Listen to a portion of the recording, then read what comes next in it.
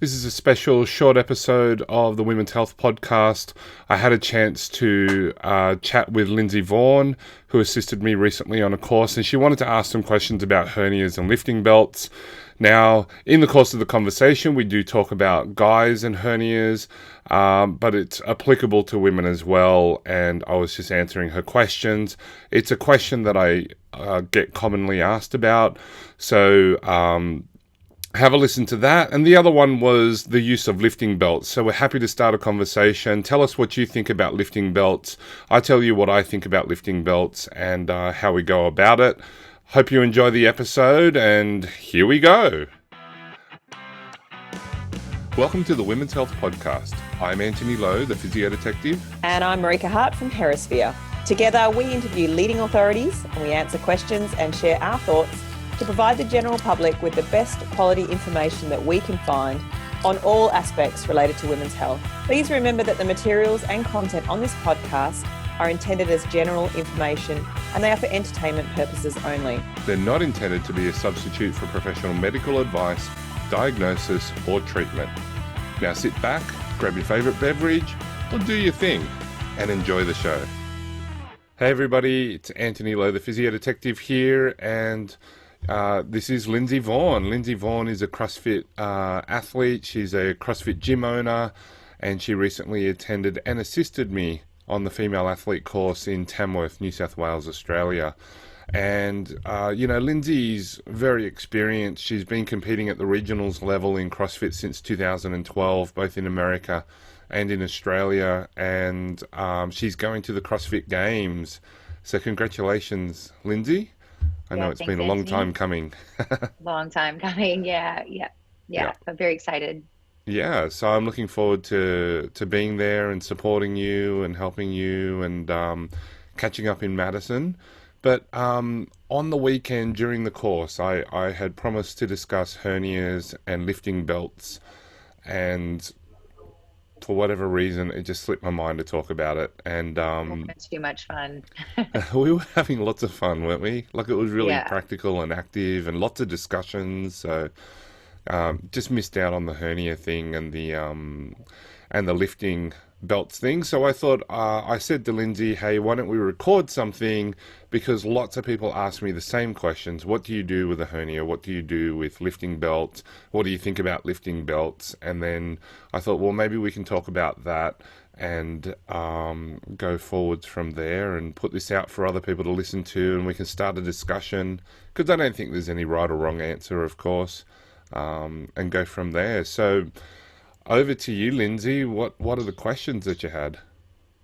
Yeah, so specifically about hernias, I was curious about the umbilical hernias, just because we have a few older men who have the umbilical hernias as well as diastasis. So like those two coupled together, as well as like just kind of bigger pot belly type of thing going on. And so I guess my issue or my thing as a coach is wondering, like with that umbilical hernia, like what's okay to be doing and what's not, because we always thought, that sit-ups and all this core stuff is not great for diastasis.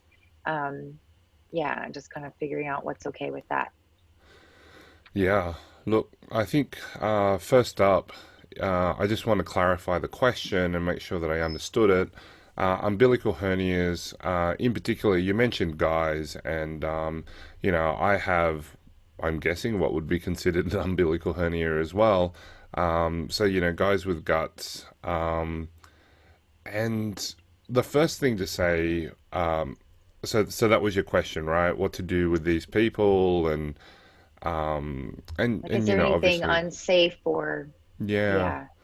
Yeah, it's definitely a tough question. So I always say the first thing that we've got to do is make sure that it's on the radar of the doctor, so that they can always make sure that they can check in, or the client knows that medically they might have to do something about it. So the next thing about hernias is that, the umbilicus, the belly button, is a structure that is a break in that tissue anyway. So it could be classified as being a hernia already because the abdominal wall has that separation around it. And so an umbilical hernia would be a stretching of what would be considered normal. Um, and the real problem with that is that if that hernia gets big enough that a loop of bowel can go through and can get entrapped, then that's a medical emergency. That might require that requires medical attention, absolutely, and then it might even require emergency surgery. Now, it's relatively rare, but it depends on how you define rarity. I think the bottom line is that it shouldn't be painful, it shouldn't be red, it shouldn't be itchy, it shouldn't be uncomfortable, and otherwise, you can do all sorts of things. So with me, for example, I have an umbilical hernia. I have to be careful when I do GHD sit-ups. But it doesn't mean that I can't do GHD sit-ups. I really got to think about, okay, how am I doing this? Am I blowing all the pressure out through that area, or am I spreading it around my whole abdominal wall and thorax? So again, it comes back to that, how are we managing it? How are we doing things? That's more important than the which exercises can you and can't you do. So I think even pressing overhead, we were doing heavy push press the other night. We were doing 8 at 90% of your 1 RM strict press, right? And for me, I don't do a lot of volume, so that was a lot of volume for me. Yeah. And I could feel that towards the end, I was wondering, I wonder if I'm pushing into my hernia a bit, just because I was getting super tired. We'd already done 75% squat cleans, 3 of them for just for technique, and that was 5 sets of 3. I was already getting tired, believe it or not. I believe it. It's I haven't had a weekend. Seems rough. I haven't had a weekend, yeah. So before I would eat that for breakfast. So, when you get fatigued, what does that look like? What does it feel like? And I don't think I made anything worse. It didn't feel uncomfortable. I just noticed that, hey, I'm putting more pressure here than I normally would. Working on that GHD, the first few reps, I'll only go back with 1 hand instead of 2, because I'm feeling for, okay, what am I doing there in my abdomen? What am I doing when I arch backwards and come forwards? It's never really stopped me. It's never really stopped me from doing anything in CrossFit. The only thing that I am cautious of is, what am I doing when I'm fatigued? Can I adopt a different strategy to stop forcing it through there? And when I can't adopt a different strategy, well, then I stop and rest. Which, let's face it, on somebody as unfit as me, it's a welcome relief. I probably had to stop and rest anyway because of my cardio. Time to rest. Time to rest. Yeah. Cool. Okay, so just more like paying attention, or having them pay attention, obviously, to where they're feeling the pressure. Yeah, and if they're concerned about it, things like diagnostic ultrasound can keep an eye on it, can measure it, and maybe they can get that checked 6 months apart or a year apart. And if things aren't getting worse and they're doing everything at the gym, you might be able to make an argument that it's not so bad. Yeah. But again, how you do it, not what exercise you're doing, is more important. Yeah. I also love that. Sorry. I was just going to say, I also love that North Coast, New South Wales, your coach walking past looks so summery in a bucket hat and a t-shirt. Yeah. It's the middle of winter for those who are going to be watching this. Yeah, it's beautiful and sunny outside right now. It's like 20 degrees. Nice. I'm still wearing a jumper, but that's just me. Yeah. So I guess then, like for me as well, I feel like I need to take that responsibility to talk more with those members, because generally members with that type of hernia do not really talk to us about it. they don't even talk to us about their diastasis. That was something that we found, watching them do sit-ups, and saying like, oh, what's this happening? They don't necessarily disclose all that information all the time because they probably feel like it's not a huge deal, which it's great if they don't, they're obviously not having pain. So just maybe having that conversation so they understand what they're meant to be feeling. Yeah, and I think yeah. certainly having it symptomatic, feeling it strain in that area. Like, I'm not talking about the rectus and the obliques feeling like they've done work, that GHD burn after you haven't done them for a while. I'm not talking about that. Yeah. I'm talking about around the belly button, that strain in the middle, right in the center where you don't normally feel a strain. When I feel that sort of strain happen there, that's when I stop, I reassess, I rest. 10, 15 seconds is all you need. And then I go back into it and see how I'm going. I certainly aren't, I'm not holding on, for dear life, trying to finish a set unbroken. Or if it is max effort, it's like, well, I'm just going to call that my max because from that point onwards, I'm really just hanging on my ligaments. And, I know that I'm mentally strong in many, many areas. There's no need to prove it here on this particular one. I just play a long game on that one and lose the weight, lose the visceral fat. So losing the visceral fat, I think, is really important. So the skin and the fat on the outside isn't really contributing to problems to do with diastasis or hernia, but certainly the visceral fat around your internal organs will exert that pressure outwards. And people who bloat with eating certain foods, as well as just having that visceral fat. And if they've turned up at CrossFit Ballina to get into shape and get back to being active and all that sort of stuff, then there's plenty of things that they can do that would work their whole body, including their abdomen, without necessarily forcing that issue and possibly making it worse. There's so many things, as we both know, right? There's so many things that you could be doing in the gym as a substitution to head them towards that. And losing 5, 10, 15 kilos of visceral fat will go a long way to reducing that risk of making that hernia worse. Yep. Okay. And you've seen it happen, right? Like, how many transformations have you been a part of in your career? Like, yeah, it helps. Yeah, definitely.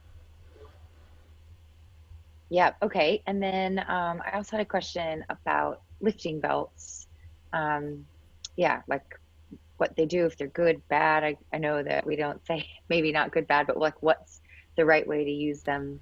That's going to be helpful and safe. And 100%. And you know what? Seeing as though we were just talking about hernia, like umbilical hernia in particular, there's other types of hernias, abdominal hernias, inguinal hernias. There's probably tons of them that get subclassified. For an umbilical hernia, a weightlifting belt can actually help. okay. Yeah, because it helps to reinforce that area, particularly if you put the belt over the belly button. It can help when the pressure is going out through there. It can help restrict that outward pressure, but you have to test it. Right. Now, if you mean classically, just in general, and as you know, I prefer talking about the female athlete, but this applies to the male as well. I personally have found 3 types of belt use, and you can tell me all the ones that you've heard of, but there's 3 general ones, and I think the most common one is to pull the belt tight. And the way that the belts are designed is that it sits just underneath the ribs and just above the hip bones. So you pull it in tight, you strap it on, and people are taught to even brace into the belt or through the belt. That's commonly the cueing that I hear. Brace into the belt or through the belt, and then they lift like that. And it can 100% increase the amount that you can lift and that you can do with that belt on. It allows people who have been injured to lift more than what they could do without symptoms. it can be helpful that way. But from my point of view, with what I look at in terms of pelvic floor dysfunction in women, so leaking, pelvic organ prolapse, it can actually make things worse because it sends the pressure downwards. So I'm not a fan of the belt, and also for GPP, for general physical preparedness, I'm not a fan of the belt. Like if you're not going for a competition, like for example, if we were talking about you, where you compete in the CrossFit Games, where you compete, where 5 kilos can be the difference between placing on the podium and not, between qualifying or not, well then yes, if so long as you understand that, so long as you understand the risks, so long as you've made the adult decision to decide to lift more with a belt, then I'm going to support you, because that's your decision. But if we're talking about somebody who's at the best a weekend warrior, where their long-term goals are health and participation, not earning money, not seeking to win a competition or qualify for a national team, for example, then yeah, I advocate training without a belt. I liken it always to, I'm a coach of different teams at different times, and I'm the type of coach that doesn't bench my weakest players. I don't try to get rid of my weak players. I teach my strong players how to play with a weaker player, keep the weaker player in the team, and teach them the skills so that everybody learns together and progresses together. And in the same way, I think a belt can be seen as accommodating for a weakness somewhere. And that's your weakest player, and you need to develop that. And sure, your quads, your hamstrings, your glutes, your back, they're all doing great. But if your abdomen is falling behind, then, you can still work out all those other body parts in other ways and develop that strength and coordination that you need without the belt. It takes longer, but I think the results are better, Yep. If somebody had an accident outside and they were trapped underneath a car for whatever reason, you don't run out there and go, oh my goodness, we need to help move this car. Let me go get my belt. Let me warm up. Got to make sure that I do all the mobility work. Do you know what I mean? Like, you need to be ready, and I think we should train that way too. Yeah. So yeah, not having the belt, I don't know. I don't think it's a wise thing to do. Yeah. Not having the belt is a wise thing to do. Yes. Having to rely on the belt is not a wise thing to do. Yes. So that was kind of then leading into the questions. We do have a few specialty athletes who work specifically strongman, strong woman. Yep. And they quite often use the belt, like for a lot of things, like 60% deadlifting and right. Then I guess my question is like, okay, so they haven't had pelvic floor issues, or they're not leaking, then for someone who's doing it as sport, like maybe at the higher numbers they might throw the belt on but try to keep the lower numbers and all that work with the belt off, so they're actually building the core strength to be able to contain that pressure on its own. 60% deadlifts, you shouldn't be needing a belt. If you need a belt at 60% deadlifts, you're not doing 60% deadlifts. Something is weak. Yeah. Okay. With that, it is a concession, and I understand, but it's something like 80-90% plus. That's when I think you should start throwing on a belt if you're going to do that. And that's like more for the serious, like maybe not serious, but like people who have a specific goal in mind, and that having the belt is going to really help them get there, I guess. Yeah. But is it more like, even in training, do you think, like I try not to use a belt at all. Like I oftentimes will use it when I get very close to max, like 90+%. Yeah. If I'm feeling weak or just not super great that day, might use it. But I guess, is that the better approach, or is it like someone, if they're trying to get these numbers and they always use it at 90+%, like I guess looking at it that way, do you think it's better to just always, or not use the belt as long as possible? My preference and my bias or in competition. Mine is not to use the belt. as much as possible. And then when you start training for an event, 6 to 8 weeks out, start using the belt, because you're going to need to get used to how it feels, and that might take a few Yeah. weeks anyway. And then Yeah. you're going to need the time to get that extra little bit that the belt will give you. Yeah. But yeah, you can treat it as two different types of maxes. You could say it's my 1 rep max with a belt and my 1 rep max without a belt. And then you can train that way as well. So building up that, because you just can't lift as much without a belt usually, right? So, Yeah. treating your 1 rep max, well, what is your completely unassisted 1 rep max, right? Because belts are legal and sleeves are legal, but not wraps, or, whatever the rules of your sport are. What is the completely raw, like zero belts, taping, whatever? What is that number, and work and train with that, and then progress up. It's not as sexy, it's not as exciting, because you're not lifting as much weight, but you're going to be getting better in the long run, is my belief. Okay. And then you can go from there. It really depends on what your sport is and why you're doing it. But that is the common way to use the belt. I did want to talk about 2 other ways that I've heard about. There is another way. So the first way is pulling tight. The second way is pulling to the borders, where you don't cut in, where you don't shrink your diameter, but you pull to that border, and then you brace to the belt, not through the belt, if that makes sense. Yep. Yeah. So bracing to the belt, not through the belt. And then that way it acts much more like a